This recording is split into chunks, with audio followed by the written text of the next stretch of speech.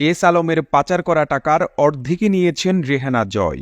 রিমান্ডে জিজ্ঞাসাবাদে নতুন নতুন তথ্য দিচ্ছেন সাবেক প্রধানমন্ত্রীর বেসরকারি শিল্প ও বিনিয়োগ বিষয়ক উপদেষ্টা সালমান এফ রহমান। সেখানে শেখ হাসিনা ক্ষমতায় থাকাকালে এস আলমের প্রায় ১.৫ লাখ কোটি টাকা পাচারের তথ্য উঠে এসেছে। পাচারের অর্ধেক টাকা শেখ রেহানা ও হাসিনার ছেলে সজীব ওয়াজেদ জয়কে দেওয়া হয়েছে বলেও জানিয়েছেন সালমান এফ রহমান। রিমান্ডে সালমান এফ রহমান জানিয়েছেন, নতুন নতুন প্রকল্প বের করার তাগাদা দিতেন শেখ হাসিনার পরিবারের সদস্যরা। নতুন প্রকল্প মানেই বড় অঙ্কের কমিশন।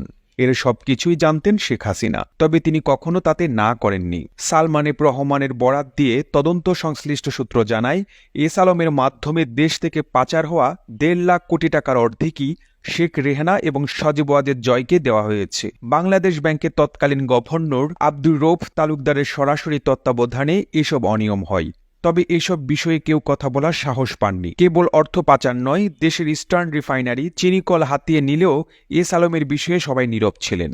গ্রেপ্তারের পর থেকেই ঢাকা মহানগর গোয়েন্দা অর্থাৎ ডিবি পুলিশের হেফাজতে রয়েছেন সালমান এফ রহমান।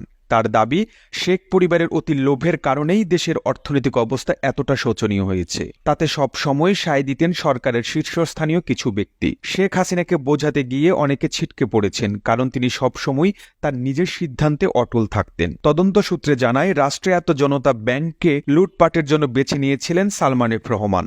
তাই নিজের পছন্দের মতো চেয়ারম্যান এবং এমডি নিয়োগ দিতেন। পছন্দ না হলে নিয়োগপ্রাপ্ত ব্যক্তিকে ব্যাংকে যোগদান করতে দিতেন না।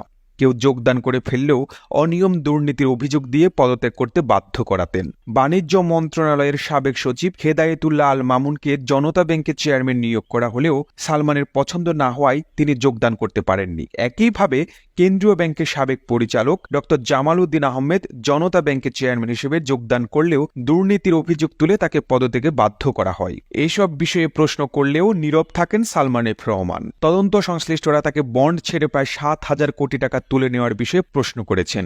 তিনি বারবার অসুস্থতার কথা বলে এড়িয়ে গেছেন। প্রশ্নের মধ্যে ছিল, আইএফআইসির আমার বন্ড নামে একটি বন্ড ছেড়ে বিনিয়োগকারীদের সঙ্গে প্রতারণা কেন করেছিলেন।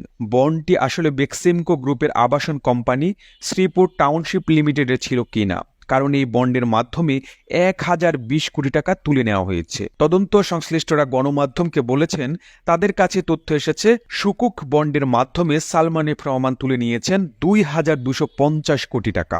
এই বন্ড কেনার জন্য ব্যাংকগুলোকে বাধ্য করেছেন তিনি। প্রথম দিকে ব্যাংকগুলো বিনিয়োগে রাজি না হওয়ায় পরবর্তীতে বাংলাদেশ ব্যাংক থেকে সার্কুলার জারি করানো হয়, যাতে ব্যাংকগুলো বন্ডে বিনিয়োগে বাধ্য হয়। তবে বারবার নিজের অসুস্থতার দোহাই দিয়ে প্রশ্ন এড়িয়ে যাচ্ছেন সালমান এফ রহমান। গত ১৩ আগস্ট রাজধানী ঢাকার সদরঘাট এলাকা থেকে সাবেক প্রধানমন্ত্রীর বেসরকারি শিল্প ও বিনিয়োগ উপদেষ্টা সালমান এফ রহমান ও সাবেক আইনমন্ত্রী আনিসুল হককে গ্রেপ্তার করা হয়। প্রতিবেদনটি ভালো লেগে থাকলে আপনার টাইমলাইনে শেয়ার করুন এবং বিশ্ব বাংলা ফেসবুক এবং ইউটিউব চ্যানেলটি সাবস্ক্রাইব করুন।